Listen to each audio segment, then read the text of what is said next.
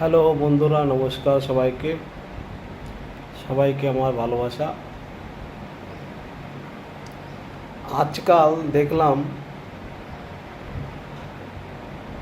কলকাতাতে বাড়িতে গিয়ে গিয়ে দেখলাম যে খিচুড়ি খিচুড়ি দেখে সব টেবিলে টেবিলে দিচ্ছে বসিয়ে।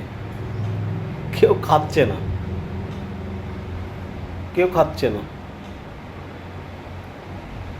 আর আমি খেলাম আবার খিচুড়ি আবার সঙ্গে বাড়িতেও নিয়ে গেলাম। তা আগের টাইমে কোথাও যদি খিচুড়ি দিত, মানুষ মনে করো কি আশেপাশে যত গ্রাম কোনো অনুষ্ঠানে সব লোক আসতো খেতে। লাইনে জায়গা পাওয়া যেত না, এক এক ঘন্টা করে দাঁড়িয়ে থাকতাম এবার হাঁক করে, কখন দেবে খেতে। আর আজকাল দেখলাম টেবিলে করে দিচ্ছে খিচুড়ি প্রসাদ, কিন্তু কেউ খাচ্ছে না। আমাদের আকাইপুরে ভান্ডার সমিতি এক টাইমে, অনেক আগের কথা, লোক মানে আকাইপুরে অঞ্চলে পুরো এলাকা নিয়ে, যারা এখন নতুন এসছে ওই দেশের থেকে, তাদের কথা তো আমরা জানি না, পুরনো তাদের কথা বলছি। সে মনে করো আকাইপুরে আমাদের ভান্ডার সমিতিতে খেতে দিত খিচুড়ি। আগে গরিবী ছিল তো, মানুষের খুব গরিবী ছিল।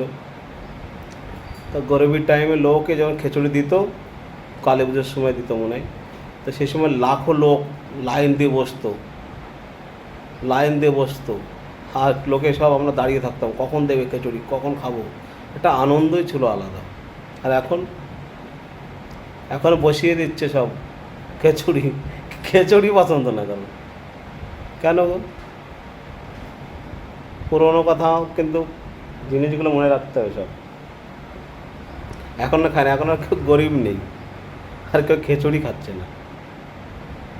এখন সব বিরিয়ানি ভাত। কোথায় ভাই বিরিয়ানি ভাত, চলো ওখানে, তাও আমরা আজকাল কেউ খেতে চায় না। সেসব পুরোনো কাহানি। যদি মানুষের এখন পয়সা হয়ে গেছে, পুরোনো গরিবের কাহানি আর কারোর মনে নেই। যার যার মনে আসে এসব কথা, শেষে একটু কমেন্ট করে জানাবেন। নমস্কার দোস্ত।